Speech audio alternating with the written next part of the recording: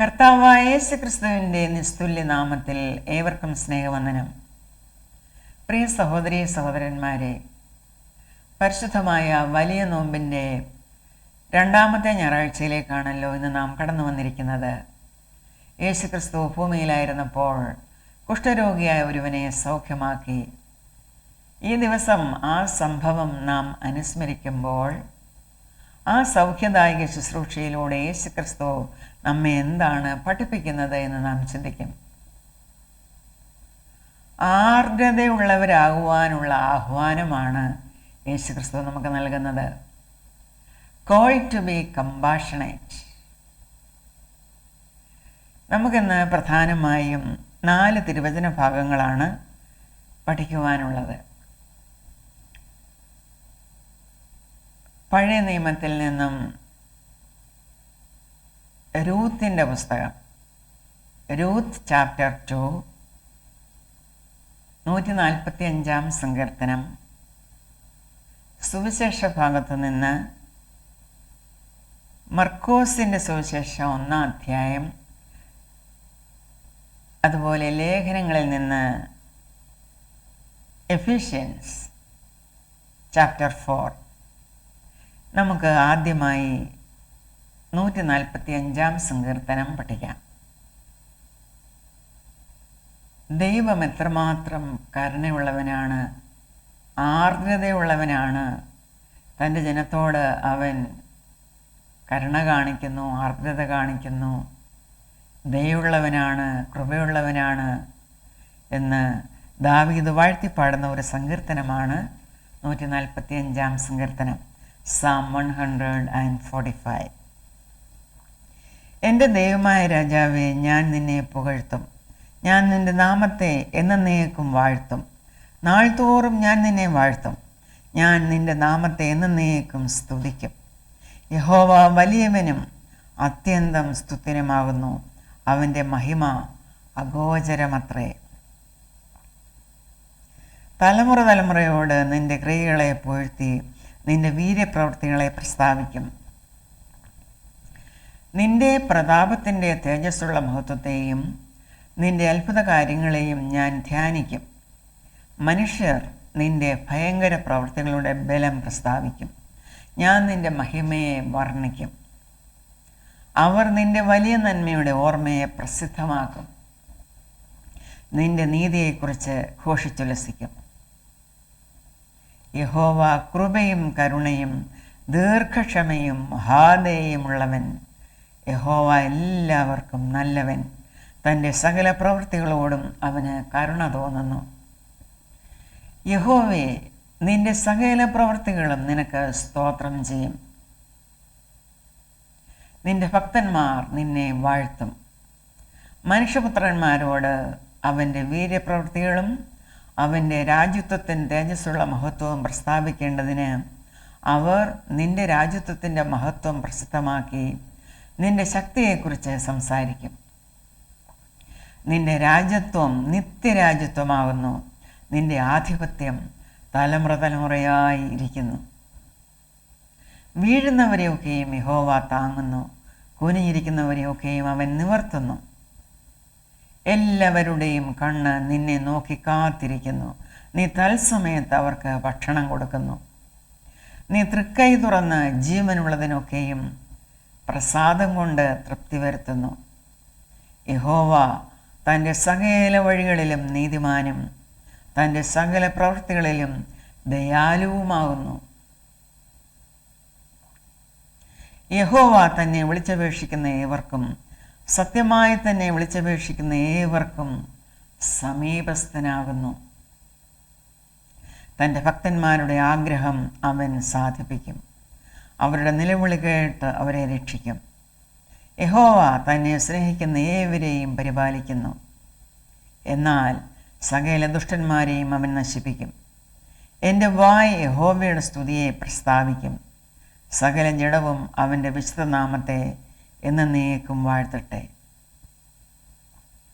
വിശുദ്ധനായ ദൈവത്തെ സകല ജഡവും എന്നേക്കും വാഴ്ത്തും. കാരണം അവൻ വിശുദ്ധനാണ്. അവൻ കരുണയും കൃപയുമുള്ളവനാണ്, ദീർഘക്ഷമയും മഹാദയയും ഉള്ളവനാണ്. യഹോവ തന്നെ വിളിച്ചപേക്ഷിക്കുന്ന ഏവർക്കും, സത്യമായി തന്നെ വിളിച്ചപേക്ഷിക്കുന്ന ഏവർക്കും സമീപസ്ഥനാകുന്നു. ദൈവത്തിൻ്റെ ആർദ്ര കരുണ വ്യക്തമാക്കുന്ന ഒരു സങ്കീർത്തനമാണിത്. I will exalt you, my God the King. I will praise your name forever and ever. Every day I will praise you and extol your name forever and ever. Great is the Lord and most worthy of praise. His greatness no one can fathom. One generation will commend your works to another.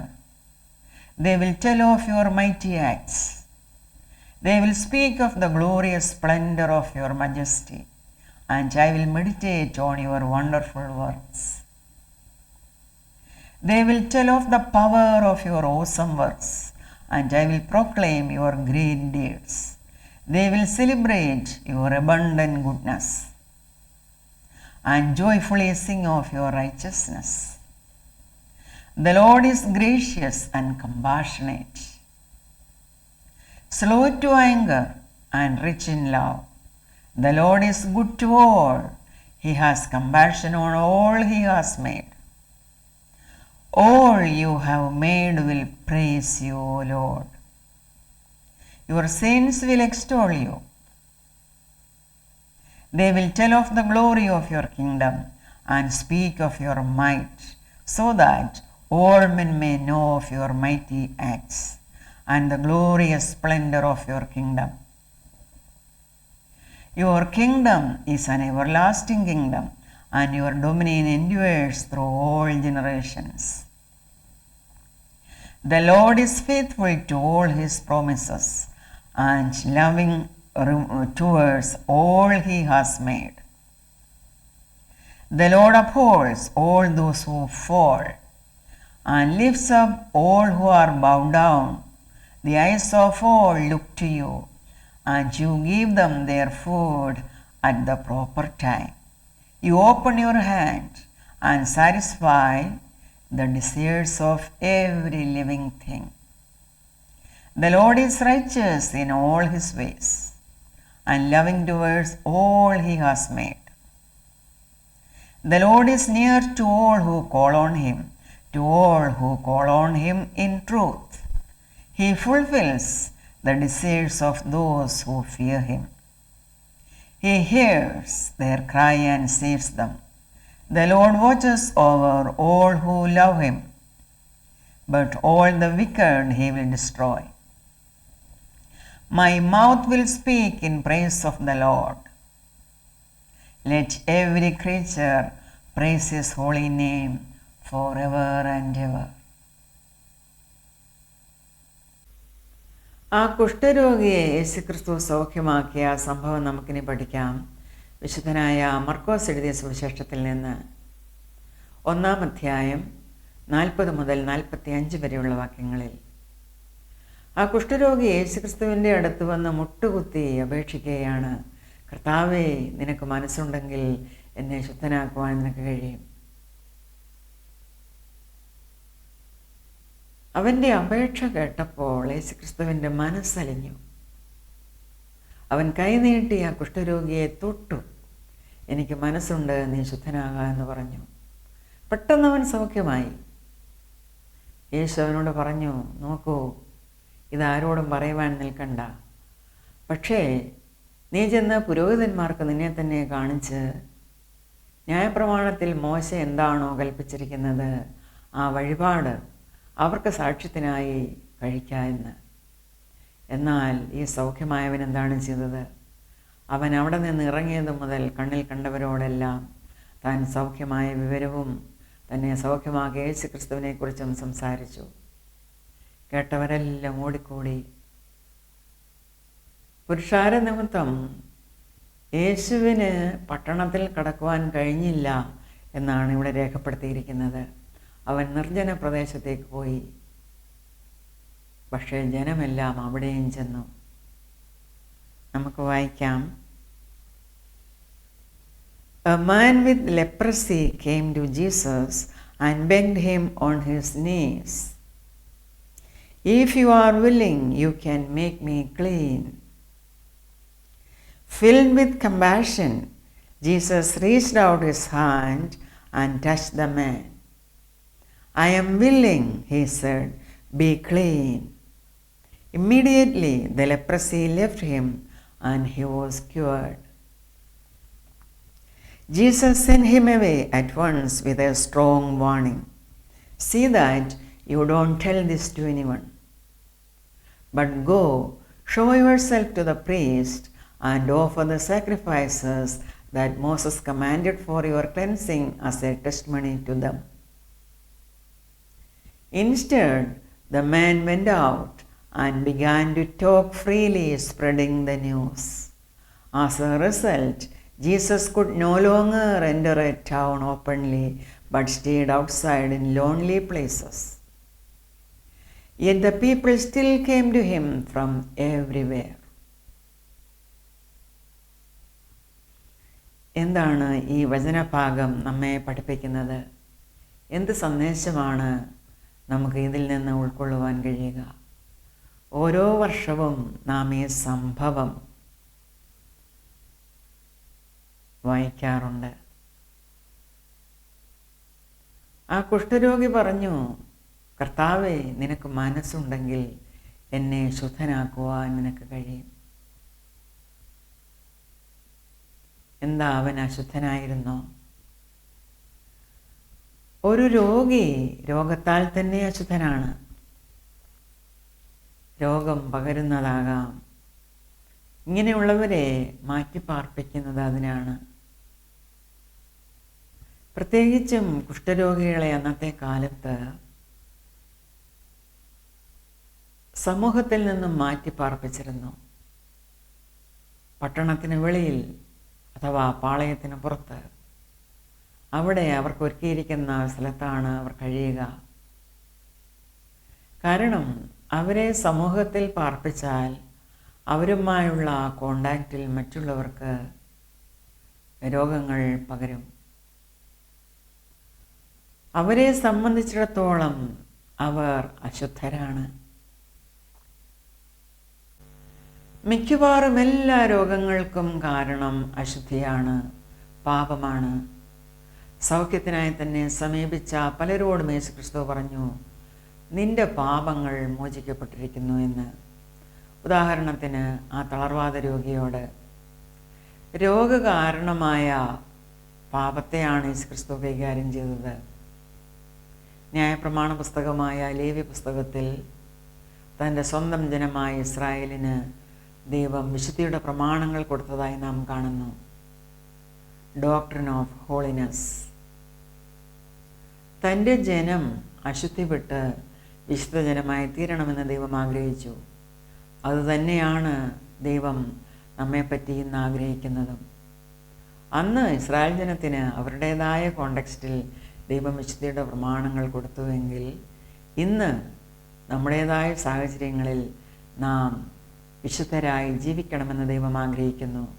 അതിന് ആ വിശുദ്ധിയുടെ പ്രമാണങ്ങൾ നമുക്ക് മാർഗദർശകങ്ങളായിരിക്കണം. അശുദ്ധി മനുഷ്യനെ രോഗാതുരനാക്കുന്നു, physical illnesses. എന്നാൽ ഇതിനേക്കാൾ അപകടകരമാണ്, ഭീകരമാണ്, മാരകമാണ് സ്പിരിച്വൽ ഇൽനെസ്സസ് അഥവാ ആത്മീയ രോഗങ്ങൾ. ഇത് മനസ്സിൻ്റെ പ്രവർത്തനങ്ങൾ മൂലമാണ് ഉണ്ടാകുന്നത്. Internal sins of the mind and spirit. It is the sins of our attitude or ആറ്റിറ്റ്യൂഡിനൽ സിൻസ്. ഇത് മനുഷ്യരിൽ ക്യാരക്ടർ ഡിസോർഡർ ഉണ്ടാക്കുന്നു. തന്മൂലം മനുഷ്യൻ സ്വയം നശിക്കുന്നു, അപരനെ നശിപ്പിക്കുന്നു, സമൂഹത്തെ നശിപ്പിക്കുന്നു. ഏറ്റവും കഷ്ടതരമായി അവൻ ദൈവരാജ്യം നഷ്ടപ്പെടുത്തുന്നു, അഥവാ ദൈവരാജ്യത്തിൽ പ്രവേശിക്കുവാൻ അവൻ അയോഗ്യനായിത്തീരുന്നു. ഇതിനെല്ലാം കാരണം മനുഷ്യൻ്റെ പാപ സ്വഭാവമാണ്, സിൻഫുൾ നേച്ചർ. അവൻ്റെ ജഡത്തിൻ്റെ പ്രവൃത്തികളാണ്, ഡിസയേഴ്സ് ഓഫ് ദ ഫ്ലഷ്. വിശുദ്ധനായ പൗലോസ് അപ്പോസ്തലൻ ഗലാത്യർക്ക് ലേഖനം എഴുതിയപ്പോൾ അതിൻ്റെ 5-ാം അധ്യായം 19-ാം വാക്യത്തിൽ പറയുന്നു, ജഡത്തിൻ്റെ പ്രവൃത്തികളോ ദുർനടപ്പ്, അശുദ്ധി, ദുഷ്കാമം, വിഗ്രഹാരാധന, ആഭിചാരം, പക, പിണക്കം, ചാരശങ്ക, ക്രോധം, ശാഠ്യം, ദ്വന്ദ്വപക്ഷം, ഭിന്നത, അസൂയ, മദ്യപാനം, വെറിക്കൂത്ത് മുതലായവ എന്ന് വെളിവാകുന്നു. ഈ വക പ്രവർത്തിക്കുന്നവർ ദൈവരാജ്യം അവകാശമാക്കുകയില്ല എന്ന് ഞാൻ മുമ്പേ പറഞ്ഞതുപോലെ ഇപ്പോഴും നിങ്ങളോട് മുൻകൂട്ടി പറയുന്നു. വളരെ തറപ്പിച്ച് ഉറപ്പിച്ച് പൗലോസ്ലീഹ പറയുകയാണ്, ഈ വക പ്രവർത്തിക്കുന്നവർ ദൈവരാജ്യം അവകാശമാക്കുകയില്ല എന്ന്. The acts of the sinful nature are obvious: sexual immorality, impurity and debauchery, idolatry and witchcraft, hatred, discord, jealousy, fits of rage, selfish ambition, dissensions, factions and envy, drunkenness, orgies and the like. I warn you, as I did before, that those who live like this will not inherit the kingdom of God. ഇവിടെ നാം കണ്ട 15 പാപ സ്വഭാവങ്ങൾ 15 ആത്മീക രോഗങ്ങളാണ്, spiritual diseases. 15 മാരക രോഗങ്ങൾ. അത് നമ്മുടെ ആത്മാവിനെ നശിപ്പിച്ചു കളയും, നമുക്ക് ദൈവരാജ്യം നഷ്ടപ്പെടുത്തും. അടിയന്തിരമായി ചികിത്സിക്കേണ്ട മാരക രോഗങ്ങളാണവ. നമ്മുടെ ശരീരത്തിൻ്റെ രോഗത്തിന് ചികിത്സിക്കുന്നതിനേക്കാൾ വേഗത്തിൽ, തിടുക്കത്തിൽ, അടിയന്തിരമായി ചികിത്സ കൊടുക്കേണ്ട മാരക രോഗങ്ങളാണവ. പ്രിയ സഹോദരങ്ങളെ, ശരീരത്തിൻ്റെ രോഗം നമ്മുടെ നിത്യമരണത്തിന് കാരണമാകില്ല. എന്നാൽ ആത്മീക രോഗങ്ങൾ നമുക്കുണ്ടെങ്കിൽ അത് നമ്മുടെ നിത്യനാശത്തിനിടയാക്കും. നമ്മിൽ പലരും പറയും, നാം ആഭിചാരം ചെയ്യുന്നില്ല, വിഗ്രഹാരാധന നടത്തുന്നില്ല, മിഥ്യാപൂജ ചെയ്യുന്നില്ല എന്നൊക്കെ. പക്ഷേ വിശുദ്ധ ബൈബിൾ പറയുന്നു, ഇൻ 1 Samuel chapter 15 verse 23, മത്സരം ആഭിചാരദോഷം പോലെയും ശാഠ്യം മിഥ്യാപൂജയും വിഗ്രഹാരാധനയും പോലെയുമാകുന്നു. Rebellion is like the sin of divination, and the arrogance like the evil of idolatry. Rebellious nature അഥവാ മത്സരികൾ, അവരുടെ ആ സ്വഭാവം അത് ആഭിചാരദോഷം പോലെയാണ്. അവരുടെ ശാഠ്യം അത് മിഥ്യാപൂജ പോലെയാണ്, വിഗ്രഹാരാധന പോലെയാണ്. എന്താണ് ദ്വന്ദ്വപക്ഷം അഥവാ ഡിസെൻഷൻ? പബ്ലിക്കിൻ്റെ പൈസ എവിടെയാണോ കൈകാര്യം ചെയ്യപ്പെടുന്നത് അവിടേക്ക് കയറിപ്പറ്റുവാൻ ഓരോ പദവി എടുത്തണിഞ്ഞ് പാപം ജനങ്ങളെ തങ്ങൾക്ക് വേണ്ടി വോട്ട് ചെയ്യുവാൻ പല തട്ടുകളാക്കി അവർ തിരിക്കും. പള്ളികളിലും മറ്റുമാണെങ്കിൽ ദൈവജനത്തെയാണ് അവർ ഇപ്രകാരം പക്ഷം ചേർക്കുന്നത്. ദ്വന്ദ്വപക്ഷം അത് മഹാപാപമാണ്. ചികിത്സ തേടേണ്ട മാരക രോഗമാണ്. സ്വാർത്ഥലാഭത്തിനു വേണ്ടി ഈ സ്ഥാനമോഹികൾ സ്വയം ഇതുപോലെയുള്ള രോഗത്തിനടിമകളാകുന്നു, പാപം ചെയ്യുന്നു, ദൈവരാജ്യം നഷ്ടപ്പെടുത്തുന്നു. അതുപോലെ തന്നെ ദൈവജനത്തെ പല തട്ടുകളായി തിരിക്കുന്നു. ആ സ്ഥാനത്തിന് വേണ്ടി പലർ മത്സരിക്കുന്നുണ്ടെങ്കിൽ തനിക്ക് വോട്ട് ചെയ്യുവാൻ ഈ ജനത്തെ അവർ ചേരിതിരിക്കുകയാണ്. സ്വയം പാപം ചെയ്യുന്നത് കൂടാതെ ജനത്തെ കൊണ്ടും പാപം ചെയ്യിക്കുന്നു. ഇതിനെല്ലാം അവർ കണക്ക് ബോധിപ്പിക്കേണ്ടി വരും. ഇനി നാം കുഷ്ഠമുള്ളവരാണോ അല്ലയോ എന്നെങ്ങനെയാണ് അറിയേണ്ടത്? എന്താണ് അതിനുള്ള ടെസ്റ്റ്? പാപകുഷ്ഠത്തെക്കുറിച്ചാണ് പറയുന്നത്. കൊടും പാപങ്ങൾ ചെയ്ത് അതിൽ ജീവിച്ചു കൊണ്ടിരുന്നിട്ടും തങ്ങൾ ചെയ്യുന്നത് പാപമാണെന്നറിയാതെ അതിൽ തന്നെ തുടരുന്നവർ കുഷ്ഠമുള്ളവരാണ്. അവർ ഇൻസെൻസിറ്റീവാണ്. സാധാരണ കുഷ്ഠമുള്ള ഒരുവൻ്റെ ശരീരഭാഗത്ത് അധികം ചൂടോ തണുപ്പോ വെച്ചാൽ അവനതറിയാതെ ഇൻസെൻസിറ്റീവായിരിക്കുന്നത് പോലെ പാപത്തിലാണ് തങ്ങൾ ജീവിക്കുന്നത് എന്നറിയാതെ അതിൽ തന്നെ രമിക്കുന്നവർ കുഷ്ഠമുള്ളവരാണ്. അതുപോലെ ഇന്ന് നാം വായിച്ചു കേട്ട ആ സങ്കീർത്തനം 145-ാം സങ്കീർത്തനം അതിൻ്റെ 11-ാം വാക്യം പറയുന്നത് പോലെ നാം ദൈവത്തിൻ്റെ വീര്യപ്രവർത്തികളും അവൻ്റെ രാജ്യത്വത്തിൻ്റെ തേജസ്സുള്ള മഹത്വവും പ്രസ്താവിക്കുന്നില്ല എങ്കിൽ നാം കുഷ്ഠമുള്ളവരാണ്. അതുപോലെ വേഴ്സ് 12 നാം ദൈവത്തിൻ്റെ രാജ്യത്വത്തിൻ്റെ മഹത്വം പ്രസിദ്ധമാക്കുന്നില്ല എങ്കിൽ, ദൈവത്തിൻ്റെ ശക്തിയെക്കുറിച്ച് സംസാരിക്കുന്നില്ല എങ്കിൽ നാം കുഷ്ഠമുള്ളവരാണ്. പ്രിയ സഹോദരങ്ങളെ, അഹ്റോന്യ പുരോഹിതന്മാർക്ക് കുഷ്ഠമുണ്ടോ ഇല്ലയോ, അത് സൗഖ്യമായോ ഇല്ലയോ എന്ന് ടെസ്റ്റ് ചെയ്യുവാൻ മാത്രമേ അറിയാമായിരുന്നുള്ളൂ. കുഷ്ഠരോഗിയെ സൗഖ്യമാക്കുവാൻ അവർക്ക് കഴിവില്ലായിരുന്നു.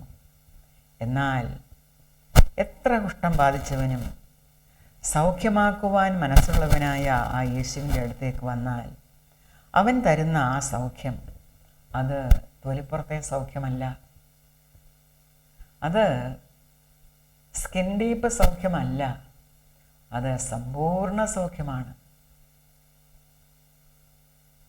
അവൻ്റെ ആത്മാവിൻ്റെയും മനസ്സിൻ്റെയും ശരീരത്തിൻ്റെയും സമ്പൂർണ്ണ സൗഖ്യം. പാപകുഷ്ഠം ബാധിച്ച് നാട് കടത്തപ്പെട്ടവനെ പോലെ നാം ഇന്ന് ഇരിക്കേണ്ടതില്ല.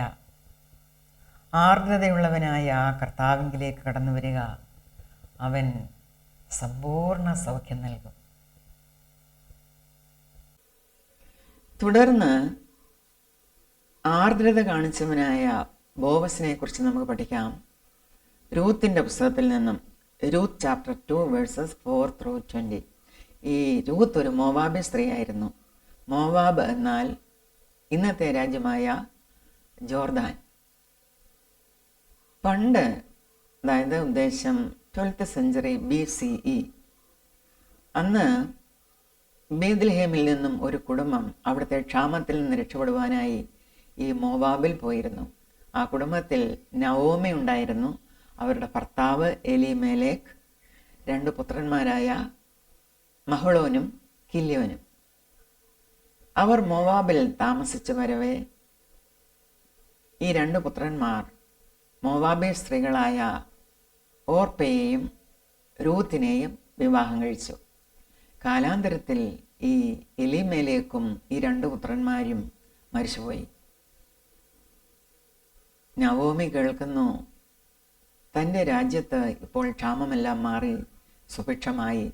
അവർ തീരുമാനിക്കുന്നു ബേത്ലഹേമിലേക്ക് തിരിച്ചു പോകുവാൻ.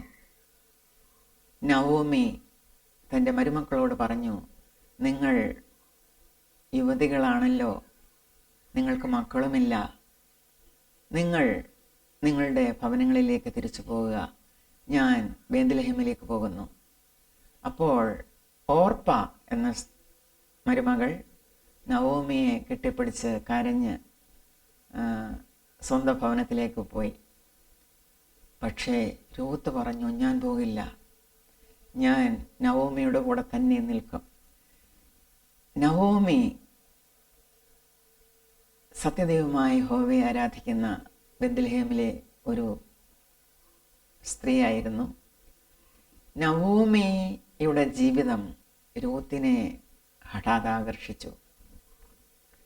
രൂത്ത് പറയുകയാണ്, നവോമി, നീ പോകുന്നിടത്ത് ഞാനും പോകും, നിന്റെ ദൈവം എൻ്റെ ദൈവം, നീ പാർക്കുന്നിടത്ത് ഞാനും പാർക്കും, ഞാൻ തിരിച്ചു പോകില്ല, എൻ്റെ ഭവനത്തിലേക്ക് തിരിച്ചു പോകില്ല, ഞാൻ നിൻ്റെ കൂടെ വരിക.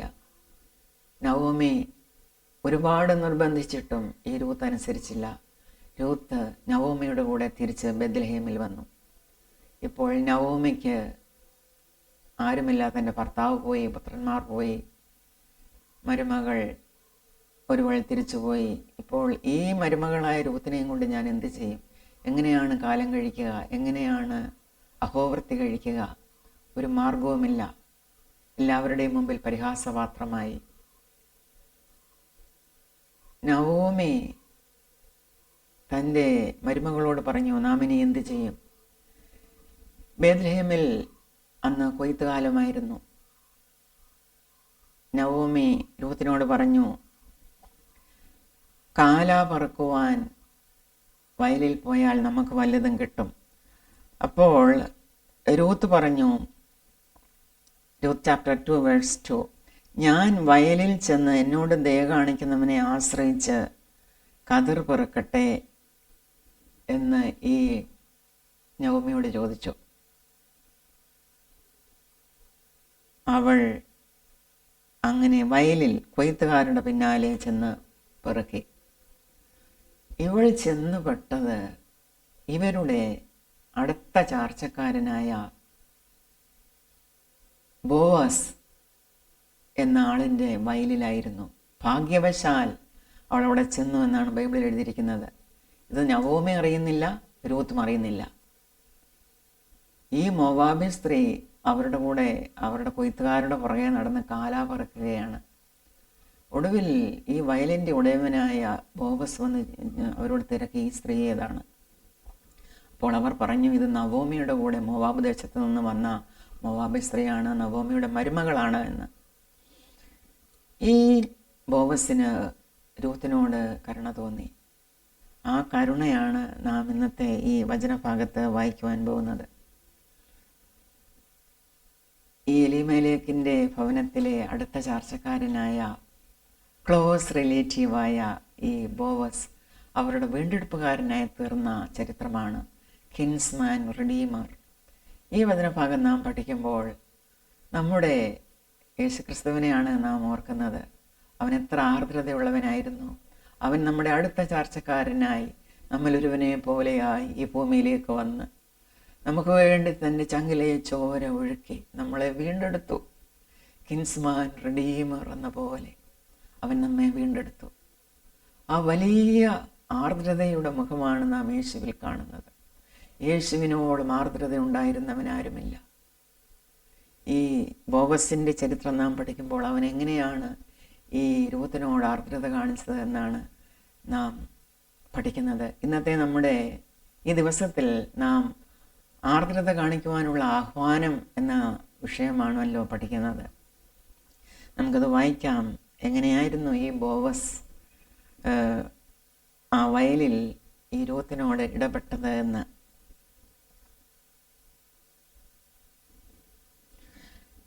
ഭാഗ്യവശാൽ ഈ രൂത്ത് ബോവസിൻ്റെ വയലിലായിരുന്നു എത്തപ്പെട്ടത്. അപ്പോൾ ഇതാ ബോവസ് ബേത്ലഹേമിൽ നിന്ന് വരുന്നു. അവൻ കൊയ്ത്തുകാരോട്, യഹോവ നിങ്ങളോടുകൂടി ഇരിക്കട്ടെ എന്ന് പറഞ്ഞു. യഹോവ നിന്നെ അനുഗ്രഹിക്കട്ടെ എന്ന് അവർ അവനോടും പറഞ്ഞു. അതായത് അവർ പരസ്പരം ഗ്രീറ്റ് ചെയ്യുകയാണ്. കൊയ്ത്തുകാരുടെ മേലാളായ ഭൃത്യനോട്, ഈ യുവതി ഏത് എന്ന് ബോവസ് ചോദിച്ചു. കൊയ്ത്തുകാരുടെ മേലാളായ ഭൃത്യൻ, ഇവൾ മോവാബ് ദേശത്ത് നിന്ന് നവോമിയുടെ കൂടെ വന്ന മോവാബി യുവതിയാകുന്നു. ഞാൻ കൊയ്ത്തുകാരുടെ പിന്നാലെ കറ്റകളുടെ ഇടയിൽ പെറുക്കിക്കൊള്ളട്ടെ എന്ന് അവൾ ചോദിച്ചു. അങ്ങനെ അവൾ കാലത്ത് വന്ന് ഇതുവരെ പെറുക്കിക്കൊണ്ടിരിക്കുന്നുവെന്ന് പറഞ്ഞു. വീട്ടിൽ അല്പനേരമേ താമസിച്ചുള്ളൂ എന്ന് ഉത്തരം പറഞ്ഞു. വീട്ടിൽ എന്ന് പറഞ്ഞാൽ അവരെ റെസ്റ്റ് ചെയ്യുന്ന കൂടാരത്തിൽ. ബോവസ് രൂത്തിനോട്, കേട്ടോ മകളെ, പെറുക്കുവാൻ വേറൊരു വയലിൽ പോകണ്ട, ഇവിടെ വിടുകയും വേണ്ട. ഇവിടെ എൻ്റെ ബാല്യക്കാരത്തികളോടുകൂടെ ചേർന്ന് കൊള്ളുക. അവർ കൊയ്യുന്ന നിലത്തിന്മേൽ ദൃഷ്ടി വെച്ച് അവരുടെ പിന്നാലെ പോയിക്കൊള്ളുക. ബാല്യക്കാർ നിന്നെ തുടരുതെന്ന് ഞാൻ അവരോട് കൽപ്പിച്ചിട്ടുണ്ട്. ഒരാപത്തിൽ നിന്നും ആപത്തുകളിൽ നിന്ന് രക്ഷിക്കുവാൻ ഈ ബോവസ് തീരുമാനിച്ചു ആ സ്ത്രീയെ കണ്ടപ്പോൾ. അതാണ് ആർദ്രത കാണിക്കുന്നതിൻ്റെ ആദ്യത്തെ പടിയാണ്. നമ്മളോട് ആർദ്ര കാണിക്കുന്നവനായ ദൈവം നമ്മെ എല്ലാ വിപത്തുകളിൽ നിന്നും രക്ഷിക്കും. അവൻ നമ്മെ നമുക്ക് കാവലാക്കും.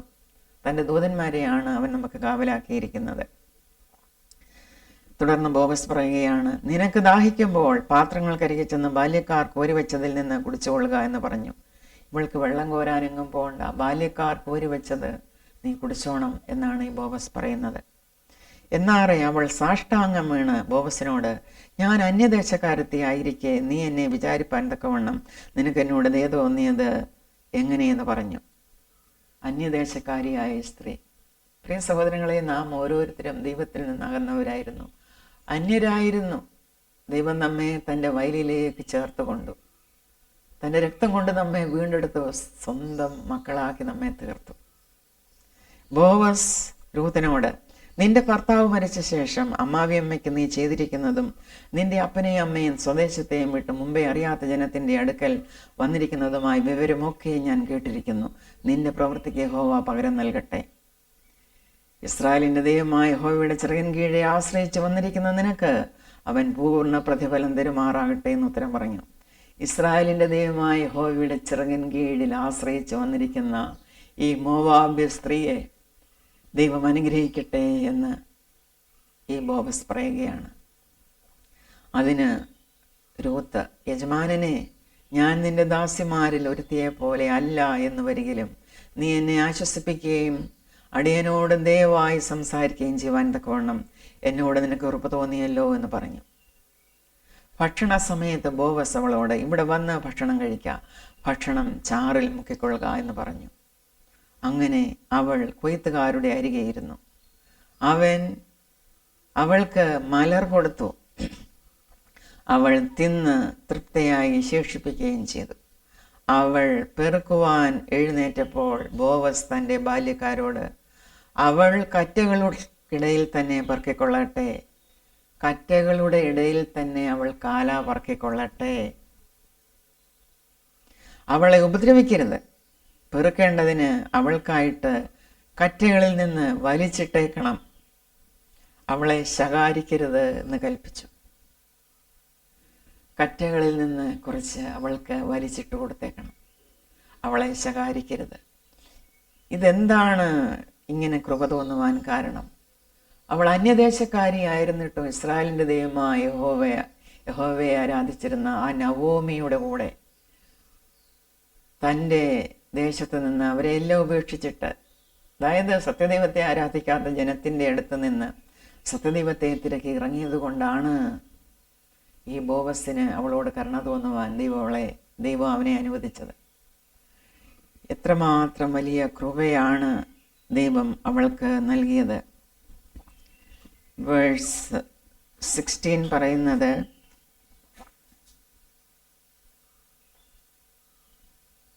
even if she gathers among the sheaves, don't embarrass her. Rather, pull out some stalks for her from the bundles and leave them for her to pick up, and don't rebuke her. അവളെ ശകാരിക്കരുത്. അങ്ങനെ അവൾ വൈകുന്നേരം വരെ പെറുക്കിയത് മെതിച്ചപ്പോൾ ഏകദേശം ഒരു പറ യവം ഉണ്ടായിരുന്നു. അത് യവത്തിൻ്റെ ഫീൽഡായിരുന്നു.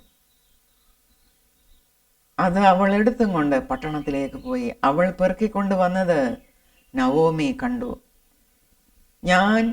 താൻ തിന്ന് ശേഷിപ്പിച്ചിരുന്നതും അവൾ എടുത്ത് നവോമിക്ക് കൊടുത്തു. അവൾ ഉച്ചയ്ക്ക് കഴിച്ചത് മിച്ചം വന്നതും എടുത്തുകൊണ്ട് വന്നിരുന്നു തൻ്റെ അമ്മാവിയമ്മയ്ക്ക് കൊടുക്കാൻ. അതും കൊടുത്തു. അമ്മാവിയമ്മ അവളോട്, ഇന്ന് നീ എവിടെയായിരുന്നു കാലാ പറക്കിയത്, എവിടെയായിരുന്നു വേല ചെയ്തത്, നിന്നോട് ആദരവ് കാണിച്ചവൻ അനുഗ്രഹിക്കപ്പെട്ടവനെന്ന് പറഞ്ഞു. അപ്പോൾ അവൾ താൻ ഇന്ന ആളുടെ അടുക്കലായിരുന്നു വേല ചെയ്തത് എന്ന് പറഞ്ഞു. ബോവസ് എന്നൊരു ആളുടെ അടുക്കലായിരുന്നു ഞാൻ ഇന്ന് വേല ചെയ്തത് എന്ന് പറഞ്ഞു. നവോമി രൂത്തിനോട്, ജീവനുള്ളവരോടും മരിച്ചവരോടും ദയവിടാതിരിക്കുന്ന യഹോവയാൽ അവൻ അനുഗ്രഹിക്കപ്പെട്ടവൻ എന്ന് പറഞ്ഞു. ദൈവത്തിൽ ആശ്രയിക്കുന്നവർ ഇങ്ങനെയാണ്. ദയ കാണിക്കുമ്പോൾ അവർ ദൈവത്തെയാണ് ഓർക്കുന്നത്. ദൈവമാണ് മറ്റുള്ളവരെ കൊണ്ട് നമ്മളോട് ദയ കാണിക്കുന്നത്. ആ ദൈവം അനുഗ്രഹിക്കപ്പെട്ടവൻ എന്ന് ഇവൾ പറയുകയാണ്.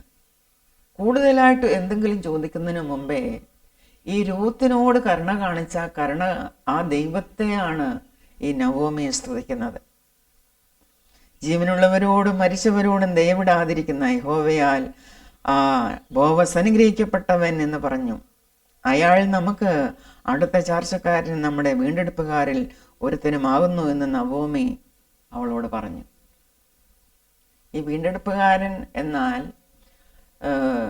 ഇവർക്ക് നഷ്ടപ്പെട്ടതെല്ലാം, വയലാണോ സ്വത്താണോ എന്തൊക്കെയാണോ ഇവർക്ക് നഷ്ടപ്പെട്ടത്, അതൊക്കെയും വീണ്ടെടുത്ത് കൊടുക്കുന്ന ആളാണ്. വീണ്ടെടുത്ത് കൊടുക്കുക എന്ന് പറഞ്ഞാൽ മരിച്ചവനെ തിരിച്ചു കൊണ്ടുവരുവാൻ സാധ്യമല്ല, പക്ഷെ വിറ്റുപോയ വയലൊക്കെയും പൈസ കൊടുത്ത് തിരിച്ചെടുക്കാം. അങ്ങനെയുള്ളൊരു വീണ്ടെടുപ്പുകാരനായിരുന്നു ഈ ബോവസ്. എന്താണ് ചെയ്തതെന്ന് തുടർന്ന് നമുക്ക് പഠിക്കുവാൻ കഴിയും. അതായത് ഈ ബോവസ് ഈ നവോമിയെ സ്വന്തം ഭവനത്തിൽ ചേർത്തുകൊണ്ടു, അവർക്ക് നഷ്ടമായതെല്ലാം വീണ്ടെടുത്തു കൊടുത്തു. അവരുടെ കുടുംബത്തിലേക്ക് അവരുടെ പാരമ്പര്യം നിലനിർത്തുവാനായി ഒരു മകനെയും ജനിപ്പിച്ചു. അങ്ങനെ അവരെ വീണ്ടെടുത്തു. അവർക്ക് അവരുടെ കുടുംബം നിലനിർത്തുവാൻ സന്തതിയുണ്ടായി. ആ കുടുംബ പശ്ചാത്തലത്തിൽ, പാരമ്പര്യത്തിലായിരുന്നു നമ്മുടെ കർത്താവായ യേശു ക്രിസ്തു പിറന്നത്. ദാവീദൊക്കെയും ഓബേദിൻ്റെ ഭവനത്തിൽ നിന്നുമാണ് വന്നത്. നമുക്കറിയാം, ദൈവത്താൽ അനുഗ്രഹിക്കപ്പെട്ടവർ, ദൈവം അവിടെ വസിക്കുകയാണ് ചെയ്യുന്നത്. ദൈവം അവരെ ശ്രദ്ധയോടെ കൈക്കൊള്ളും. ഇതെല്ലാം ദൈവത്തിൻ്റെ ആർദ്ര കരുണയാണ്. തുടർന്ന് നമുക്ക് ലേഖനങ്ങളിൽ നിന്ന് പഠിക്കാം. എഫേസ്യ ലേഖനം, എഫീഷ്യൻസ് ചാപ്റ്റർ 4 വേഴ്സസ് 25 to 32. ഇവിടെ വിശുദ്ധനായ പൗലോസ് അപ്പോസ്തലൻ എഫേസ്യ സഭയിലെ ജനങ്ങളോട് പറയുകയാണ്, നിങ്ങൾ കരുണ കാണിക്കുന്നവരായിരിപ്പീൻ, ആർദ്രതയുള്ളവരായിരിപ്പീൻ.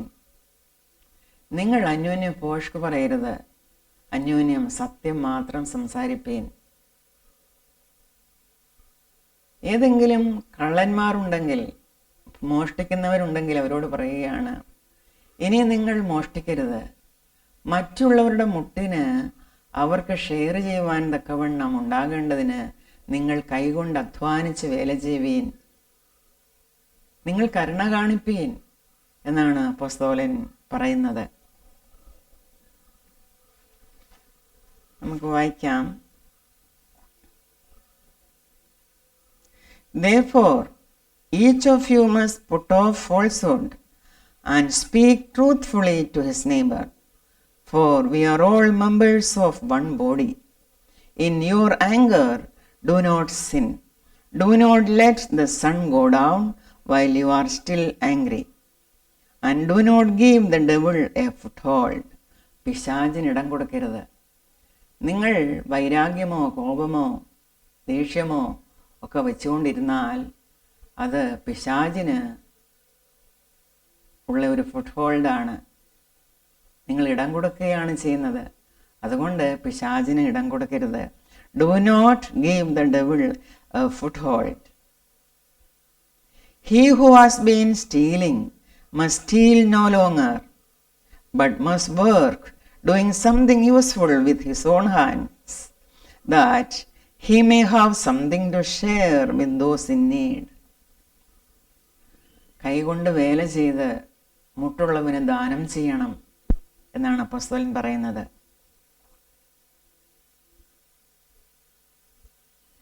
He who has been stealing must steal no longer, but must work, doing something useful with his own hands, that he may have something to share with those in need. Do not let any unwholesome talk come out of your mouths, but only what is helpful for building others up according to their needs, that it may benefit those who listen. കേൾക്കുന്നവർക്ക്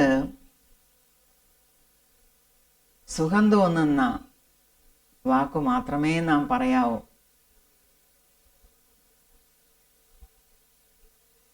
Do not let any unwholesome talk come out of your mouths, but only what is helpful for building others up. മറ്റുള്ളവനെ പണിയുന്ന വാക്കുകളായിരിക്കണം നമ്മുടെ വായിൽ നിന്ന് വരേണ്ടത്.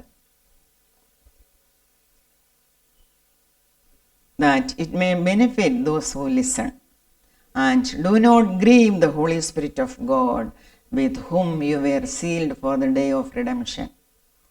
വീണ്ടെടുപ്പിൻ നാളിനായി പരിശുദ്ധാത്മാവാണ് നമ്മെ മുദ്രയിട്ടിരിക്കുന്നത്.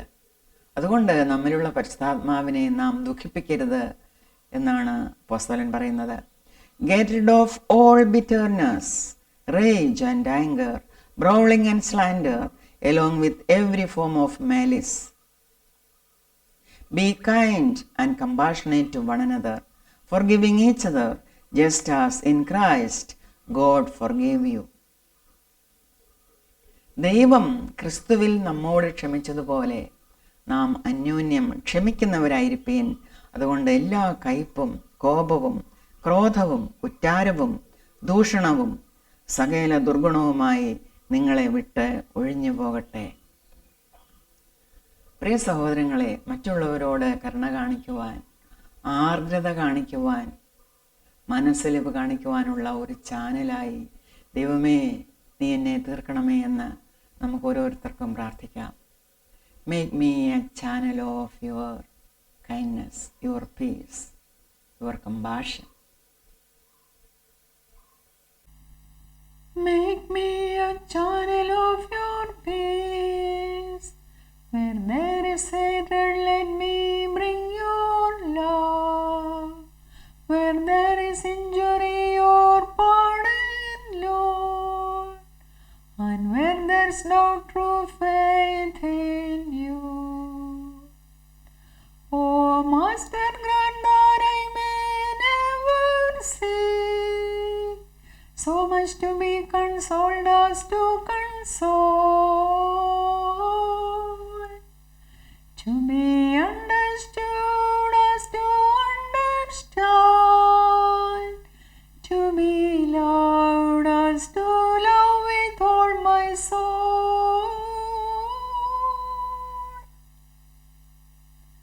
Make me a channel of your peace. Where there is despair in life, let me bring hope. Where there is darkness, only light. And where there's sadness, ever joy. Oh Master, grant that I may never see so much to be consoled as to console, to be understood as to understand, to be loved as to love with all my soul.